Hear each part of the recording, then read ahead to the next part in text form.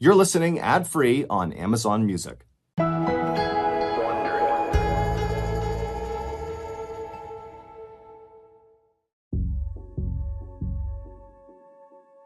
On the morning of July 30th, 1976, a young doctor examined an elderly veteran at Bloomsburg Hospital in Pennsylvania, desperately looking for a way to keep this man alive. His lungs were filling up with fluid, but no matter how many times the doctor drained them, the fluid just kept coming back. The man suddenly began to spasm in his bed, coughing up a bloody pink froth. Dr. Ernest Campbell tried to stay calm, but he knew he was running out of options. He'd seen people die from respiratory failure before, but this had progressed faster and more suddenly than anything he'd ever experienced. And this patient was only one of several in the hospital with the same disturbing symptoms. In fact, Dr. Campbell had heard about similar cases appearing across the entire state, and so he was terrified that this was the onset of a deadly epidemic. And if it was, there might be no way to stop it.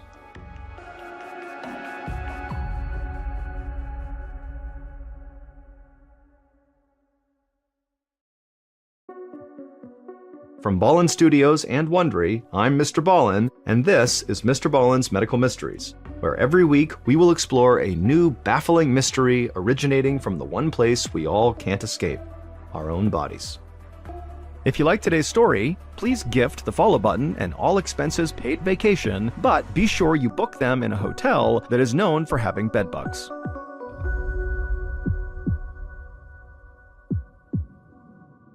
Today's episode is called The Philly Killer. The temperature was closing in on a hot 90 degrees Fahrenheit in Philadelphia, Pennsylvania, as Ray Brennan pulled open the heavy glass door of the Bellevue Stratford Hotel on July 21st, 1976. But the heat outside was the last thing on Ray's mind. He was just excited to be here at the Pennsylvania Convention of the American Legion, the nation's biggest veterans group. Ray, a retired Air Force captain, was now back among his people.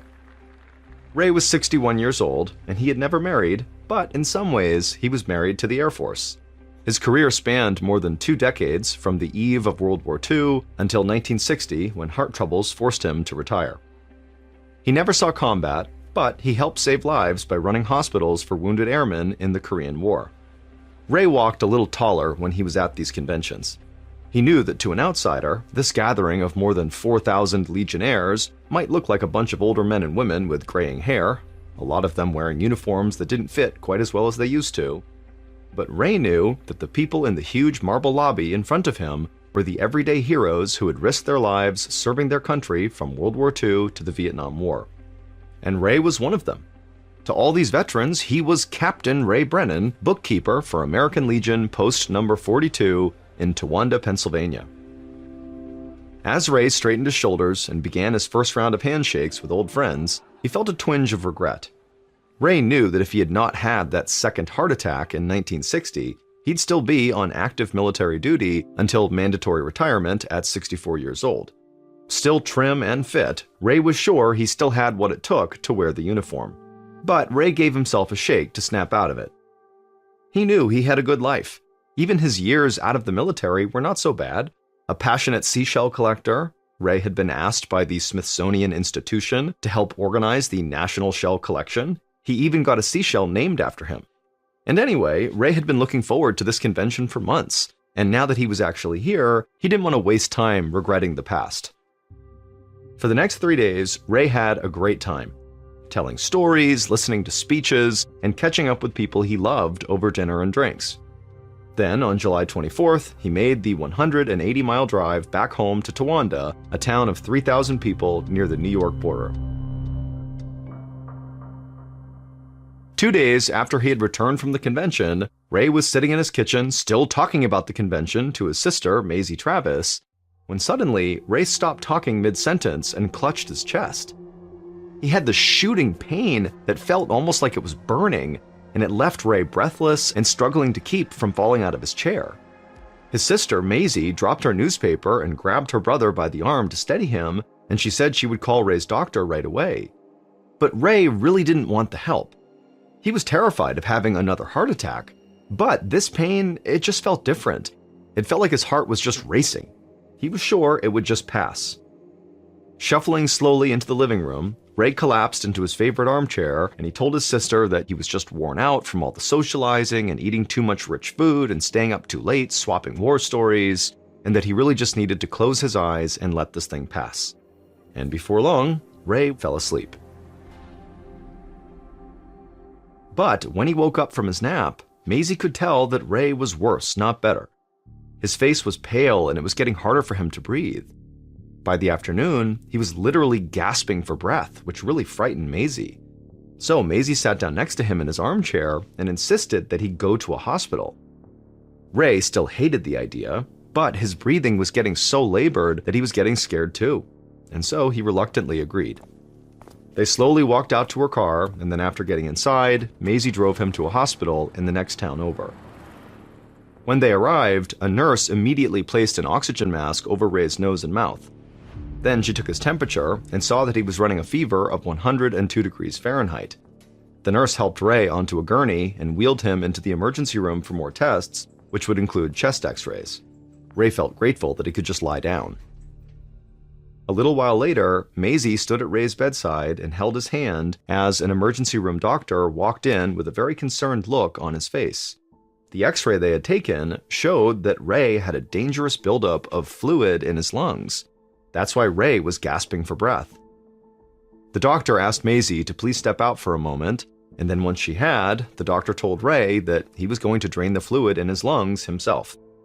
The doctor helped Ray sit up and lowered his gown to expose his ribcage, and then the doctor grabbed a long hollow needle from a nearby instrument tray. Ray winced in pain as the doctor inserted that long needle between Ray's ribs and into the space around his lungs. And then soon, the doctor was using that needle to suction out some of the fluid, relieving the pressure Ray was feeling. And for a few minutes after this procedure, Ray breathed a lot easier. But it didn't last. Within a half hour, Ray was gasping again and spitting up pinkish foam from deep inside of his lungs. The doctor drained the fluid again and again, but each time the liquid came right back. The doctor had never seen anything like it. It was almost like Ray was drowning in his own fluids. The doctor explained to Maisie that her brother's heart condition had already weakened him, and now his respiratory system was crashing and there was little doctors could do if they couldn't remove the fluid. His condition would only get worse. And so the doctor told Maisie that he did not think Ray would live much longer. Maisie choked back tears as the thought of losing her sweet-natured brother sunk in. Ray had always been so careful of his health ever since his heart problems forced him to retire young. How could he now be at death's door? Less than a week later, and 80 miles away, Dr. Ernest Campbell stood in an examination room in Bloomsburg Hospital. His patient, a 48-year-old World War II veteran named Sam Morris, was running a high fever and having difficulty swallowing. Dr. Campbell feared that Sam might have typhoid fever, a brutal and extremely rare disease that often comes from swallowing sewage-contaminated water. Campbell had seen a lot of this disease when he was working for the Peace Corps in Kenya, but it was almost unheard of in the United States. The doctor asked Sam what he'd been doing prior to getting sick, and Sam would say that he had attended a convention in Philadelphia, and while he was there, he suffered a terrible headache and decided to come home early. As he spoke, Sam mentioned that 2 other veterans who'd attended the same convention had also been admitted to Bloomsburg Hospital. In fact, he'd seen one of them being wheeled past his room. Maybe they should be checked out too, Sam suggested. Dr. Campbell paused for a moment, wondering if there might be a link between the 3 men's illnesses. After he finished examining Sam, the doctor looked up the other 2 veterans. He found that they all had very similar symptoms, and one of the men, an 82-year-old widower named Bill Baird, was even sicker than Sam. It was all but impossible for all 3 men to have typhoid fever. Campbell knew something else, maybe something doctors had never even seen before, was preying on these men. Dr. Campbell consulted with the other men's doctors and ordered the same tests for all 3 veterans. The lab promised they would get the results back as soon as possible. But before the results came back, the elderly veteran, Bill, got worse. No matter what Dr. Campbell tried, Bill's lungs kept filling up with bloody foam. Dr. Campbell felt powerless as he watched his patient's life drain away. and then early on the morning of Friday, July 30th, Bill died. He'd only been in the hospital for a couple of days. Later that day, Dr. Campbell was back in his office, trying to figure out how to treat the 2 remaining veterans in his care. He was just thankful that the 2 patients were younger and stronger than Bill had been. He hoped their bodies would be able to fight off the disease on their own. While Dr. Campbell looked over their charts, a nurse knocked on his door.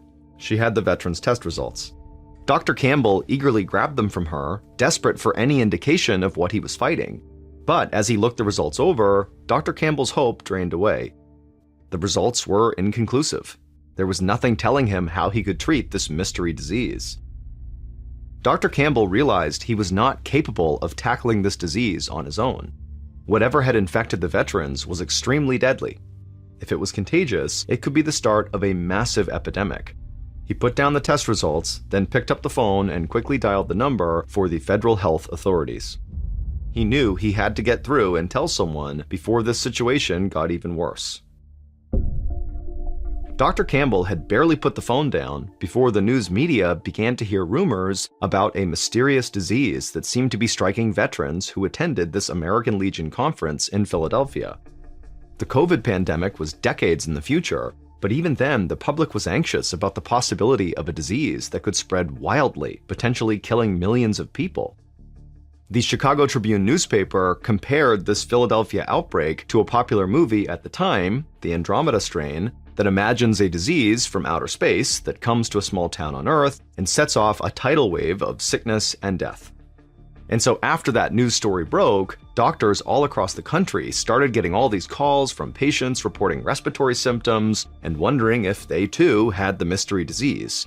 Many did not. They just had chest colds. But their panicky calls jammed up the emergency lines from coast to coast. 3 days after Dr. Campbell called for help, Dr. David Sensor rushed through the front doors of the Centers for Disease Control and Prevention in Atlanta, Georgia. The CDC was home to the world's foremost disease detectives, with a mission to prevent outbreaks both in the United States and also abroad. The 51-year-old head of the agency, Dr. Sensor, had gotten word over the weekend of an emerging health crisis in Pennsylvania. Dr. Campbell at Bloomsburg Hospital was one of the first people who had called it in. The CDC took Campbell's call very seriously, especially as a flood of other calls about sick veterans around the state poured in. Despite the early hour, the building was buzzing with activity. Phones were ringing off the hook, and staff were running around passing documents to each other. Dr. Sensor reached his office, where several senior officials were waiting for him. He sat down at his desk, and they briefed him on everything they had learned. Over the weekend, a mysterious epidemic had spread like wildfire. So far, the agency knew that a total of 37 people throughout Pennsylvania had been hospitalized with headaches, chest pains, fever, and lung congestion. 13 of them had died. Dr. Sensor rubbed his forehead and let the information sink in. He asked if they'd made any progress on identifying the cause of the disease, but everyone in the room just shook their heads. They didn't even know if this disease was caused by a bacteria, a virus, or something else. The only thing they knew was that almost everyone who got sick had attended that veterans conference at the Bellevue Stratford Hotel from July 21st to the 24th. But this clue only raised more questions. Not everyone who was sick had actually been inside of that hotel. A bus driver from western Pennsylvania who had simply dropped passengers off in front of the hotel, and a female bank teller who worked across the street from the hotel had both died that morning. Neither of them had entered the hotel or participated in the conference, but they both shared the exact same symptoms as the veterans. Dr. Sensor frowned. He knew there was no way this was a coincidence. If other people had contracted the disease by just being near this hotel, it meant that whatever was infecting people was highly contagious. An outbreak like this could be catastrophic. His thoughts of a worst-case scenario were interrupted when another health officer walked into his office. This officer had just talked to a representative from the veterans group that had hosted this now infamous convention. Another man had apparently just died. Now 14 people were dead from this mystery illness. The officer handed Dr. Sensor several autopsy reports, and as he read them, Dr. Sensor's face drained of color. The reports described the victim's lungs as being covered in a thick, bacteria-filled layer that looked like Brillo pads. This layer prevented some antibiotics from penetrating the lungs, which made it very difficult to treat this infection. And so, with medicine basically unable to help fight this disease, the victim's only slim hope was for their own bodies to somehow overcome the attack on their own. Dr. Sensor looked up at all the people gathered in his office, and he wasted no time telling them what to do. They had to get a team of scientists to Philadelphia as soon as possible and find out what was killing so many people. That evening, one of the CDC's senior investigators, a 32-year-old man named Dr. Fraser, broke through a gauntlet of reporters posted in front of the CDC headquarters. They shouted questions at him, but Dr. Fraser kept his head down and walked past all of them. He didn't have any answers yet, and he didn't want to give out any wrong information, but he hoped that would change soon. Dr. Fraser was going to lead 20 members of the CDC's Epidemic Intelligence Service to investigate this outbreak. This would be one of the most intensive searches for the cause of a mass outbreak in world history. Whatever the disease was, it was moving fast. In the few hours since Dr. Sensor had ordered Dr. Fraser to assemble a team, 10 more people had died and 39 more were seriously ill. Dr. Fraser met Dr. Sensor in a quickly assembled war room filled with photos and maps of the area and victims, nearly all of them being military veterans. After Dr. Sensor gave him an update, Dr. Fraser outlined his plan for the investigation. He would lead one team in Philadelphia, collecting samples from the hotel, while another team would travel throughout Pennsylvania, interviewing patients who had been hospitalized with this disease. He was confident that they would be able to figure out any common patterns between the various patients and find whatever was causing this. Dr. Sensor agreed that this was the best approach, and so he shook Dr. Fraser's hand, wished him luck, and sent him home to pack.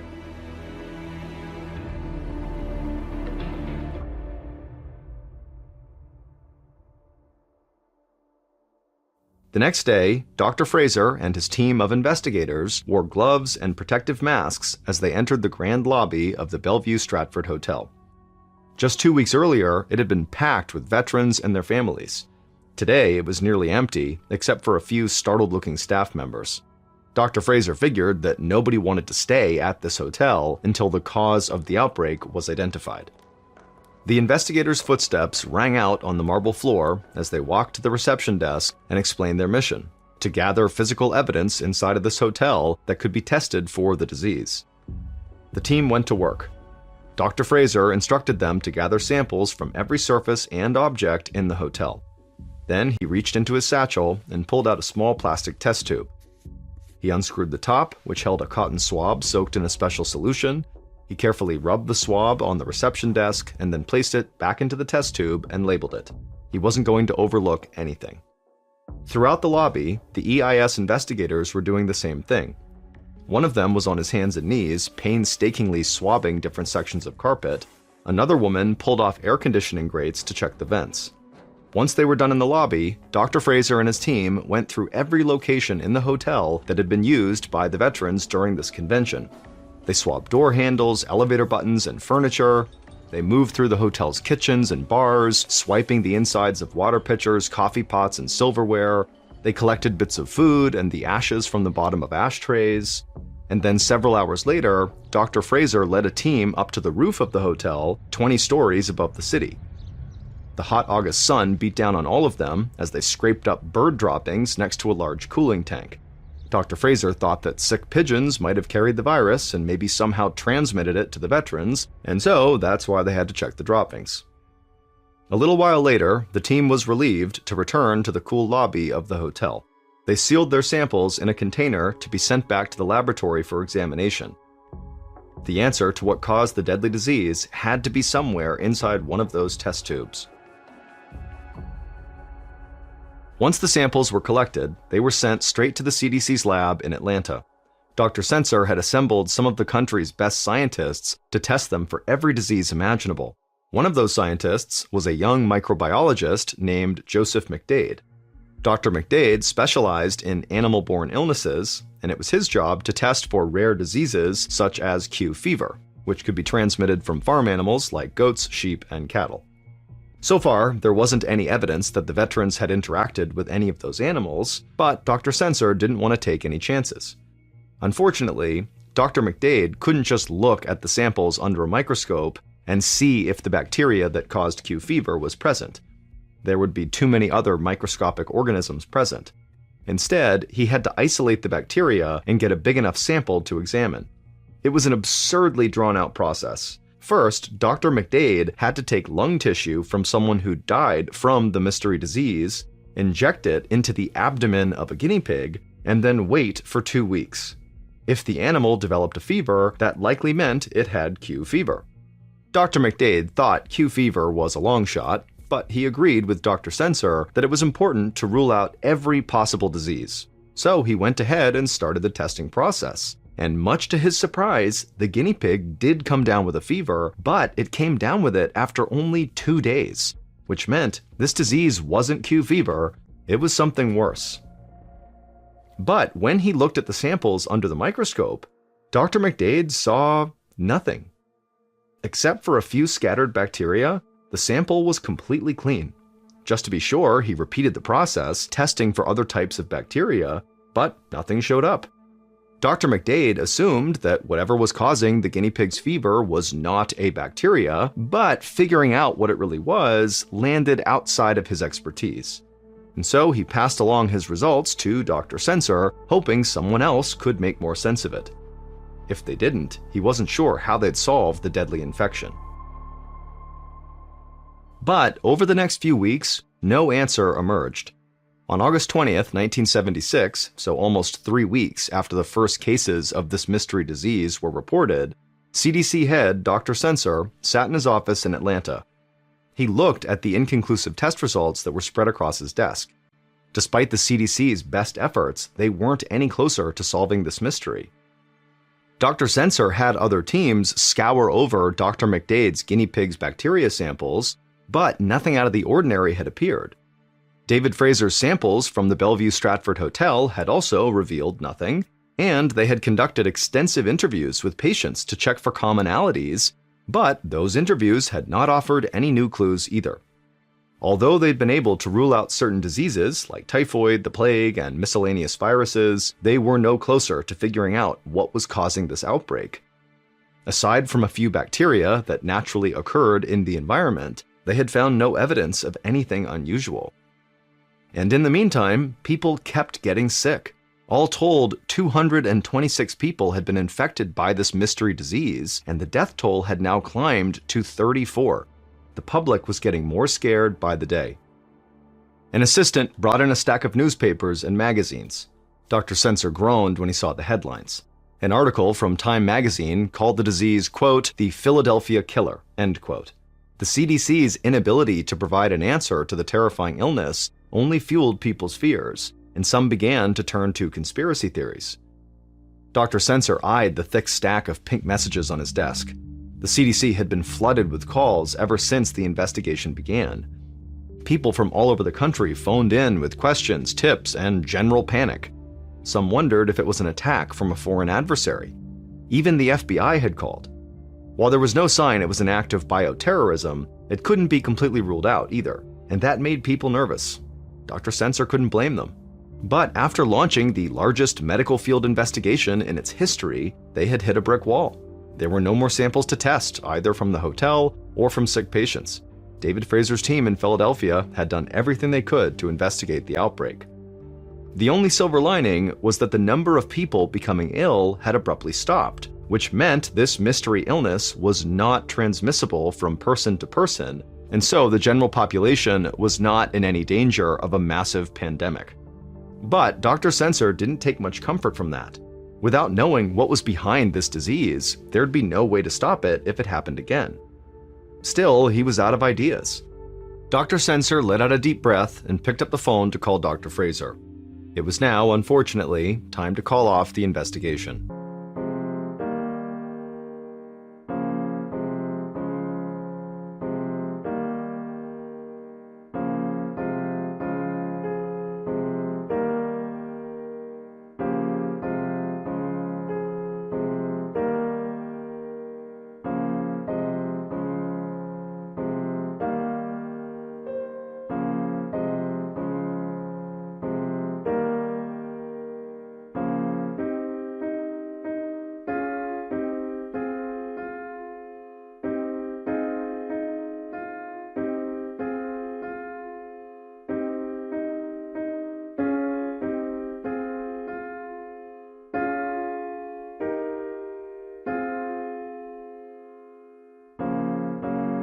5 months later, in December of 1976, Joseph McDade, the microbiologist who had conducted the Q fever tests, poured himself a drink at a holiday party in Atlanta.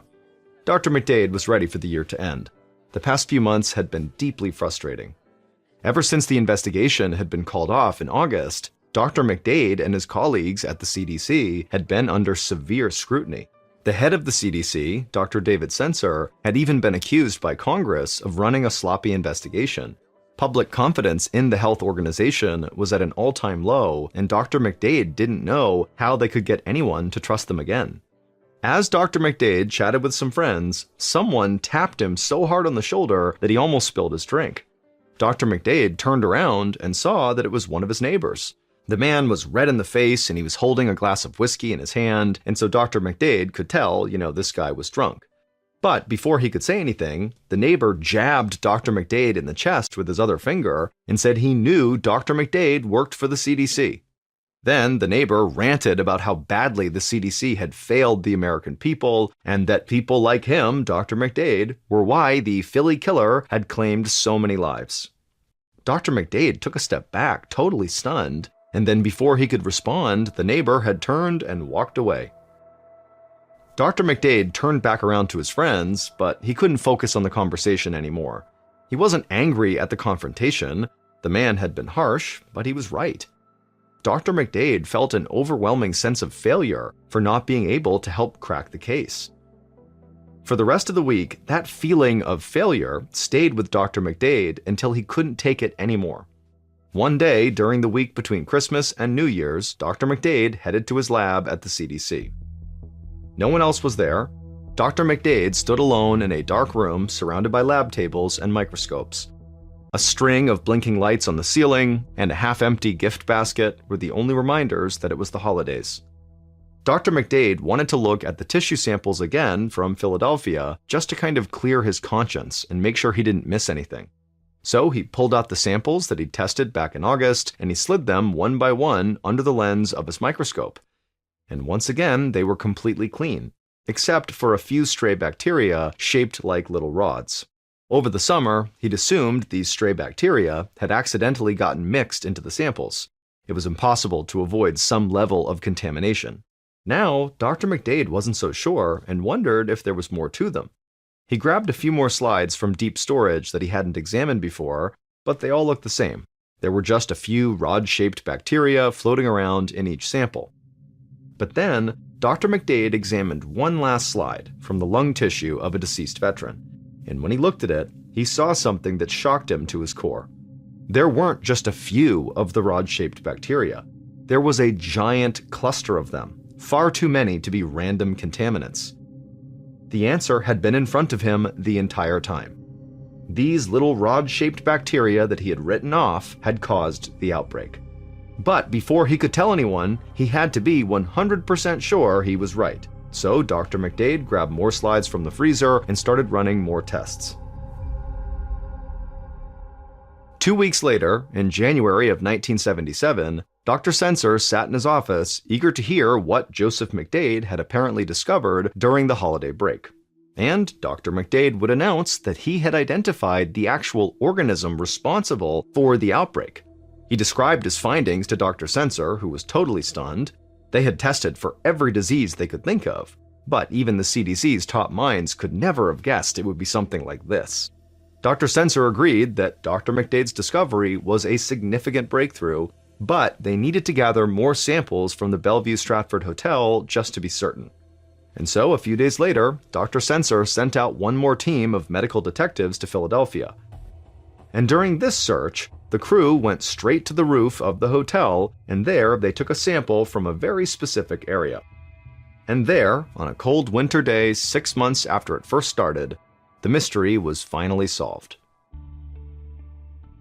The Veterans Convention had taken place in July, a hot and sticky month in Philadelphia. The hotel's cooling system ran full blast for the 3 days of the convention. The cooling towers up on the roof were old and hadn't been maintained recently, allowing the water inside that was used for air conditioning to grow warm and stagnant. It had created the perfect environment for new bacteria to thrive, in a thin coating of slime commonly known as pond scum. Normally, the bacteria in pond scum doesn't make people sick because people don't inhale it. That's why you can usually swim in lakes, ponds, and other freshwater sources without coming down with this particular deadly disease. It's only deadly if it becomes aerosolized, which means being turned into a spray. And in the summer of 1976, that's exactly what happened. When the hotel's air conditioning system kicked on, the bacteria, which had grown in the cooling tower's warm water, was transported down through the system's pipes. It was then sprayed out as cooled air all over the thousands of veterans inside the hotel. Everyone who inhaled the air at the convention was breathing in bacteria-ridden water droplets. That included people like the bus driver and bank teller who had both died. They hadn't even gone into the hotel, but they had been exposed to the infected mist that had come off the cooling tower and fell onto the sidewalk below. Not everyone who inhaled the mist got sick, including most of the hotel's employees and other guests. This was likely because they were younger or did not have any other health risks that made them more susceptible to this bacteria. Now, nobody knew about this deadly mist because right after the convention, the air conditioning filters at the hotel had been cleaned. That's why the team of EIS investigators didn't find bacteria when they scoured the hotel for samples. But after Joseph McDade's discovery, they finally tested the cooling tank's interior, which had been missed before when they were doing all those samples. In the slime coating on the inside of the tower, they found the deadly bacteria that Dr. McDade had originally seen under his microscope. This bacteria was named Legionella in reference to the convention's attendees, the mostly male veterans who were all members of the American Legion. The condition they developed is now known as Legionnaire's disease, and while there are still occasional outbreaks today, thanks to the efforts of the CDC, Joseph McDade, and even the angry neighbor at the holiday party, this disease is now treatable and much less fatal. But that all came too late for Captain Ray Brennan, the conference attendee who had to retire early from the service because of his heart issues. Surrounded by his 2 brothers and 4 sisters, including Maisie, Ray died just before sunrise on July 27, 1976, holding one of his beloved seashells in his right hand. The official cause of death was listed as a heart attack, but he went down in history as the first of the 29 victims of Legionnaire's disease.